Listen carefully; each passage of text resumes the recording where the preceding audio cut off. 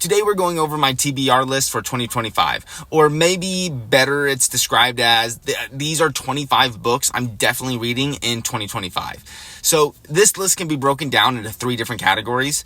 There are books that the BookTube community really tend to love, books that the BookTube community really tend to hate, and then the books that are relatively unknown to BookTube that I've seen, like hidden gems out there, or maybe they're just absolute turds and that's why they're not big on BookTube. But to begin, we're going to talk about 3 books that are super well known to the BookTube community, even if they seem to be somewhat torn on these 3 books. And they are 3 Cosmere novels. There's Wind and Truth, Yumi and the Nightmare Painting, and The Sunlit Man. And I feel like people are really split on these books. For Wind and Truth, for example, some people think it was okay to good, while I've seen other people say that it completely ruined Stormlight Archives for them. Like, it took the series from being among the greatest out there to not being ranked among the greats at all. As far as Yumi goes, I think most people tend to agree that this was more of a negative book. Like, they had more negative reactions to it. And most people just complain that Sanderson can't write romance, which apparently this book is a romance novel. And as far as The Sunlit Man goes, I think this probably has the best reputation amongst the 3. And I saw personally mostly positive reviews about it. My prediction for these 3 books, as far as how much I'll enjoy them, is I predict they'll probably be average to above average reads for me. However, I do think I'm going to end up hating the direction he goes with the Cosmere, or with the Wind and Truth novel. Although I think even though it won't be the direction I want it to go, I think he'll execute it very skillfully if his previous work is anything to go off of. And I love Sanderson's Cosmere. I really love it. But I do have a bunch to say about my more recent experience with it. And it's going to be a topic for another video. It's way too much. I really want to be able to more thoroughly discuss what I call the Sanderson fatigue phenomenon I've been seeing out there, which essentially looks like to me is fans feeling like they have to read everything Sanderson puts out or else they're missing something. And it makes reading Brandon Sanderson feel more like a chore than a hobby now. And I'll probably delve into some other topics in that video, like his algorithmic writing style and some other things I've noticed in his writing style recently. So if that's a video you want to see, make sure you like and subscribe and let me know in the comments below so I know whether or not to make that video a priority or not. But I want to get to the rest of the books on this list because that's only 3. There's still 22 more to go. So moving on, you'll notice something I'm going to be doing this year is trying to finish up some trilogies and series that I started like way back when I first started BookTube, almost 3 years ago now, I think it was. And I think the first one I'm going to be finishing is relatively unknown on BookTube, but just barely. And that series is the Dark Prophets trilogy by Zachary J. Pike. And I'll be reading the 3rd and final book in the trilogy, which is Dragonfire. And like I said, I would put this more in the unknown category, but just barely, because a bunch of big booktubers, including Daniel Green, have reviewed at least the first book of the series, and I think it's got a pretty good following. The trilogy is essentially a satire of capitalism, and the first book was a hilarious read and a really exciting story too. It was very enjoyable. And while I don't think book 2 is nearly the book that book 1 was, it was still a super enjoyable romp that helped me decompress after a few more serious reads. And this author and I have very different worldviews, very different beliefs, but I think he's a brilliant author that writes his belief systems very eloquently and in a really fun way that makes you look at things from a different point of view than you might have before. I also backed his Kickstarter last year or the year before, and I'm a proud owner of those books. I do have some critiques on them, but I'm super happy I ended up backing that Kickstarter. Moving on, I'm going to be finishing another trilogy, which almost everyone on this who watches me is probably aware of. And it's The Lonesome Crown, book 3 of Brian Lee Durfee's 5 Warrior Angel trilogy. And this trilogy is super well known on BookTube, but I don't know if it's well known in the rest of the fantasy community. Durfee is a staple here on BookTube. His channel is the #1 television show in the universe, I've heard. But like I said, I don't know how much he's known outside of the BookTube world. And it's a shame because book 1 of this was absolutely incredible. There are parts of that book that go toe to toe with the greatest out there. However, I feel like in book 2, while his writing is still, like, I would say it improves in a lot of aspects, it felt rushed. I don't know the history of these books, but I'm pretty sure it started out trying to be 5 books and has been brought down to a trilogy. I don't know if that was his decision or his publisher's, but I feel like it's easily identifiable in book 2. I feel like book 2 could have been split up into 2 books at least. And I know that sounds crazy because it was huge. Like, he writes behemoths of books.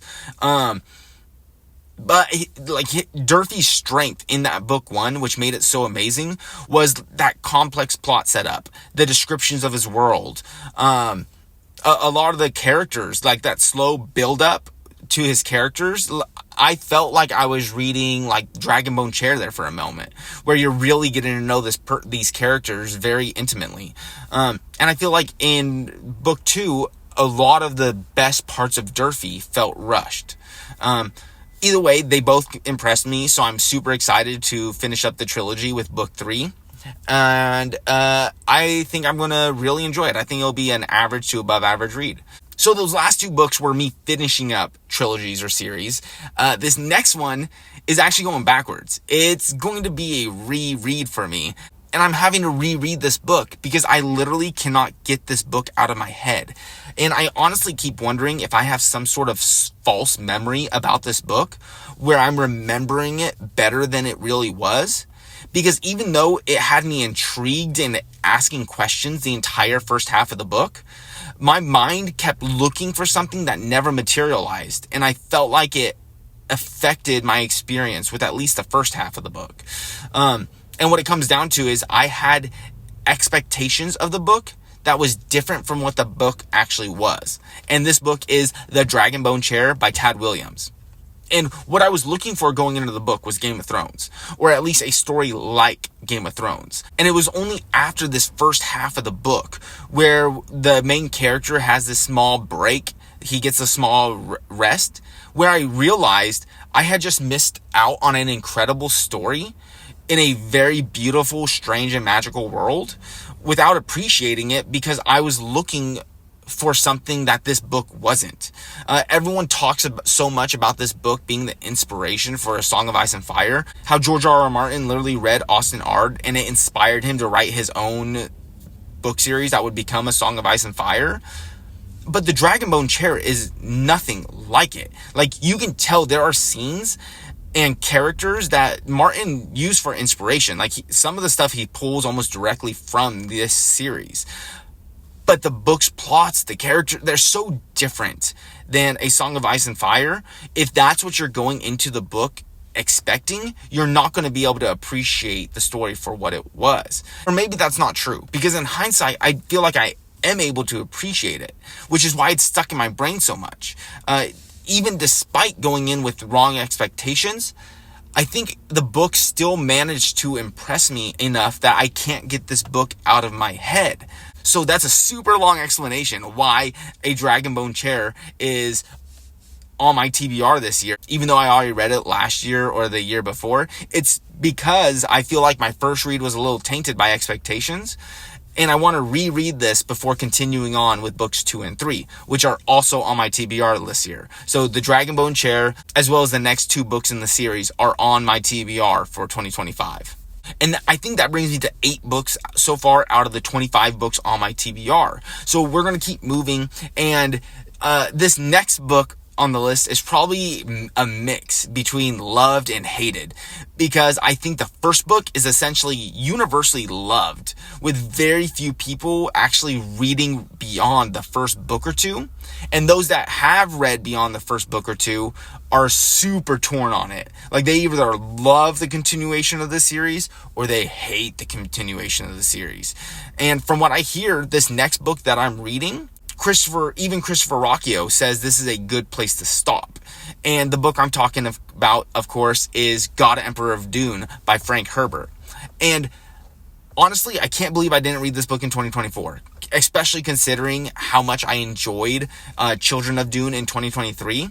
Like, it made it on my top 10 books of 2023, and I expect I'm going to be ending up on the I love it side of the aisle for God Emperor of Dune, because every single Dune book in the trilogy that I first read has been absolutely fantastic, like best of the best.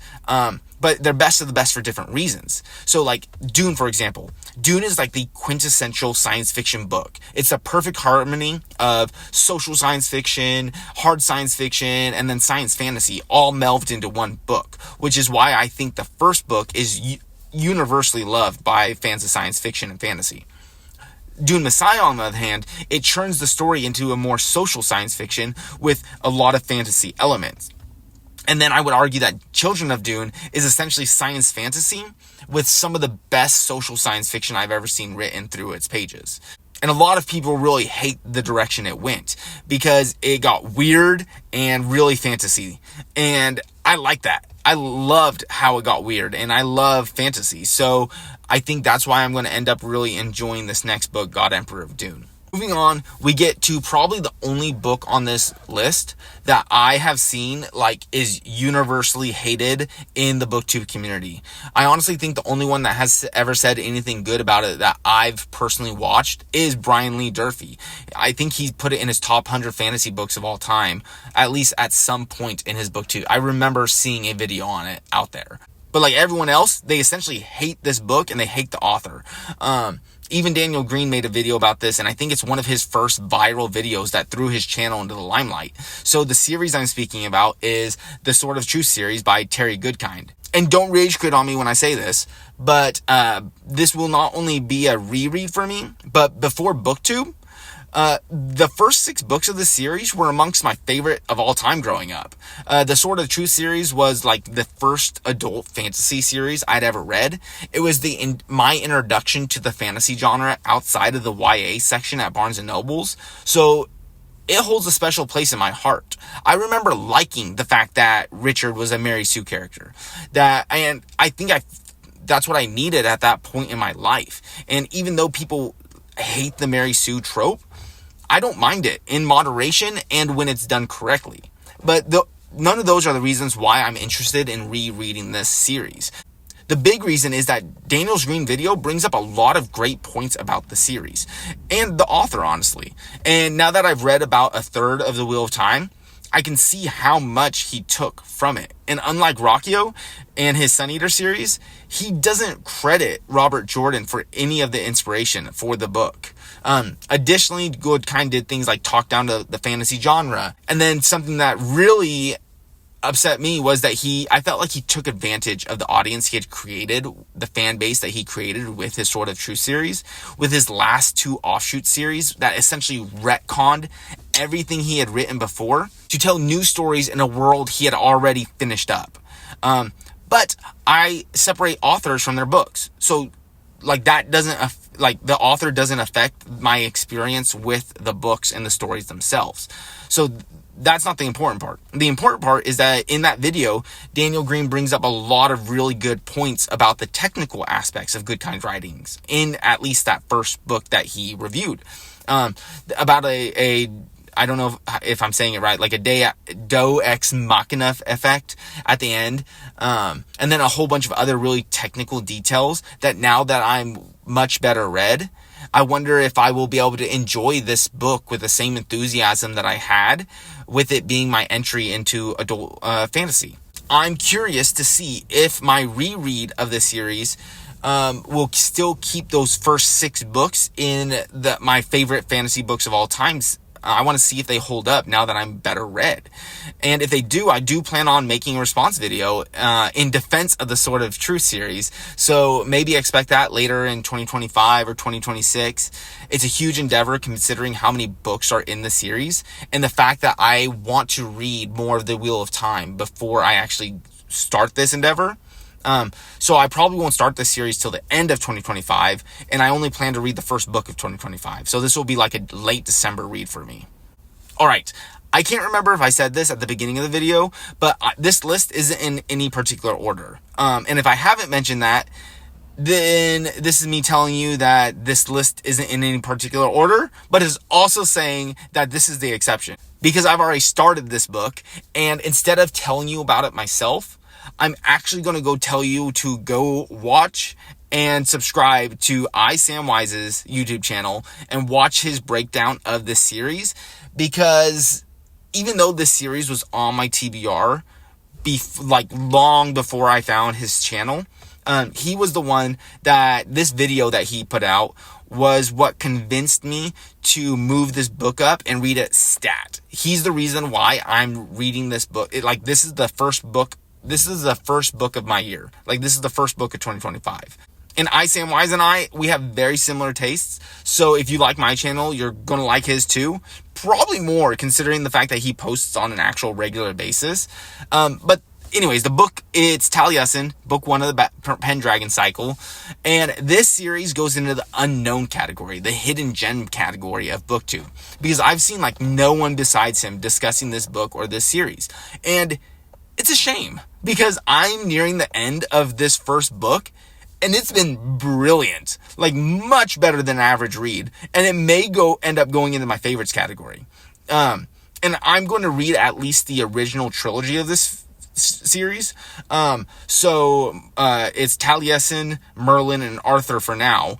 Those are the 3 books that are actually going on to my 25 books I'll read in 2025. And like I said, to learn more about it, just go to his channel, subscribe. It's great. He does a great job convincing you to read this series and this book. And since we're talking about Pendragon cycle, which is romantasy at its finest, I would say, but not in the modern romantasy aspect, in the type of true love romance, it's a love story romance, but it's also that chivalrous medieval tale belonging to a more heroic era type of romance as well. The Arthur Legends romances. And I loved this. But I also have super strong opinions about modern romantasy, even though I am a fan of classic romantasy. And I have really hateful feelings towards modern romantasy. But I realized while reading this book that I have all these feelings of modern romantasy based off of shorts on BookTube and reading a few pages while in Barnes and Nobles. So the next book on this list is Modern Romantasy, and it's the one I hear most about on BookTube. And people who love modern romantasy love this book. But many people who like epic fantasy, like I do, hate this book with a passion, think it's terrible. And this book is Fourth Wing. And I'm literally only reading this to either have my opinions validated or to be proved completely wrong. Either way, there's going to be multiple videos on the subject of romantasy and classic versus more modern romantasy coming on the channel. So keep your eyes open for that.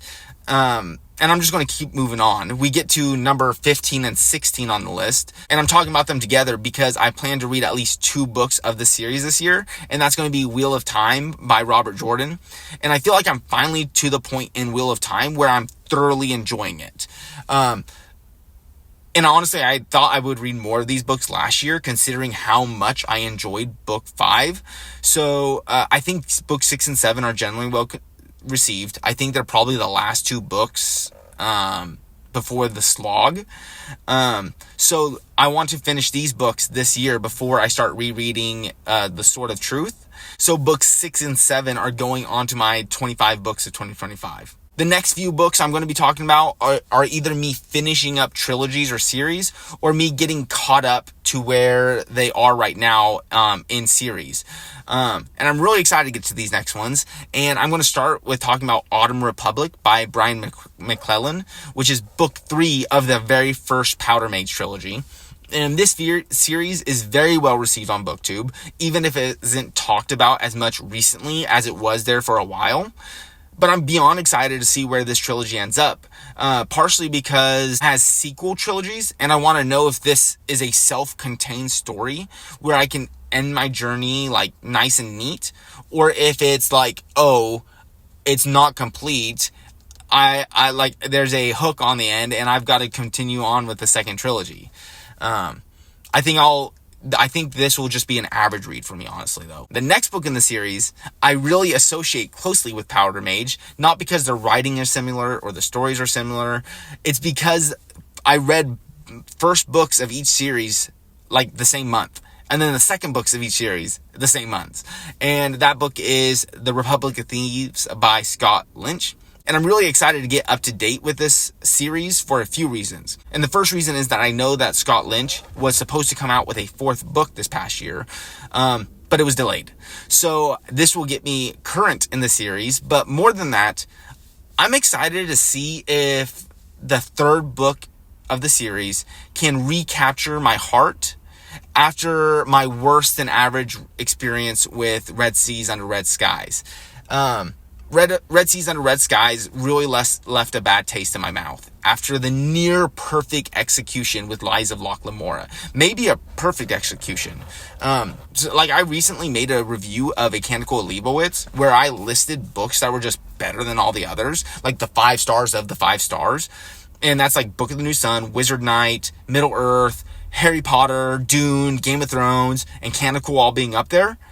But I didn't include Lies of Locke Lamora. Like, Lies of Locke Lamora is one of the most perfectly executed books I've ever read. But because of my experience with book 2, I feel like I always forget about it. And that's unfortunate, because maybe I would have had a better experience if I didn't expect so much from Scott Lynch as an author after my experience with Lies of Locke Lamora. I feel like I lost faith in him with Red Seas Under Red Skies. My hope is that by reading Republic of Thieves, it restores my faith in his writing ability instead of my belief that, hey, maybe Lies of Locke Lamora was a one-off success that would have been better to read as a solo novel in the series. Because it is a nice, neat, like, you can read Lies of Locke Lamora as just one book and end it there. And unless Republic of Thieves blows my socks away, I think that's how I'm going to be recommending the Lies of Locke Lamora, is to read it independently. All right, and the other trilogy I will be finishing this year is the first of the Black Company trilogies with Shadows Linger and White Rose. And the Black Company is a very well-received book on the BookTube community. If the comments of my review of the first book is any indication, at least. And even if this isn't discussed, even if this series isn't as discussed as it used to be, I have no doubt that this series is going to be going in the all-time greats for me. I've just had a really good experience with the first book after a really rough start with the first book. And that brings me to 20 books so far out of the 25 I'm going to leave, which leaves 5 left. But what's different about these next 5 is there's no definites for these. So I really want your opinion for these next options down below, because I'm torn on which ones of these to read. What I do know for sure is that 4 of them will more than likely be a Gene Wolfe book. And I'm debating on whether to start the Soldiers of the Mist series and then either doing like a standalone of like the Fifth Head of Cerberus or Peace, or even finishing up the library duology with Interlibrary Loan, or going ahead and completing Book of the Long Sun and knocking that out. Like I said, this is a situation where I could really use y'all's help and influence to help my direction. Is there something you want to hear more about? Do you want to hear more about Gene Wolfe standalones? Or do you want me to continue with the Solar Cycle and put more Solar Cycle content out there? Because I have such a good time with Gene Wolfe books, I'm down to read whatever he writes. So let me know in the comments below. But that still leaves 1 book left on the list, and I'm leaving that book open because I'm super interested in like continuing and finishing the Warlord Chronicles, for example. My time with Winter King absolutely knocked my socks off, but I'm not sure if I'm going to be able to be excited about another Arthur story this year after reading the Pendragon cycle. I also want to read the Thomas Covenant series. But I don't know why. I just haven't been prepared to jump in quite yet. And I can't identify why yet. And I want to give the rest of that series what it needs. I want to read it at the right time because I absolutely loved the first book. And then on top of that, those two series, there's also a few self-published books I'm wanting to get to, including finishing Joffrey's Crusade, which I started, and I loved it back when I was actually reading physical copies of books, and I was recently sent the audio version, so I'm eager to get that one started again. And then the sequels to Ascendant by Michael R. Miller, that's another one I'm interested in. And y'all know, if you follow the channel at all, I'm a huge mood reader. So I like leaving this last spot open for a mood read. But in addition to those 25, let me know if there's another must read I need to get to this year. Because even though this is a 25 for 2025, I often end up reading more than 25 books a year. I'm doing my TBR this way, instead of my typical like tier list TBR, because I'm way more confident in the books I'm reading this year. These books I just talked about are books I will read this year, despite some weird event. So with that being said, thanks for watching. Comment, like, and subscribe to the channel down below. And until next time, read more books. Thanks for watching.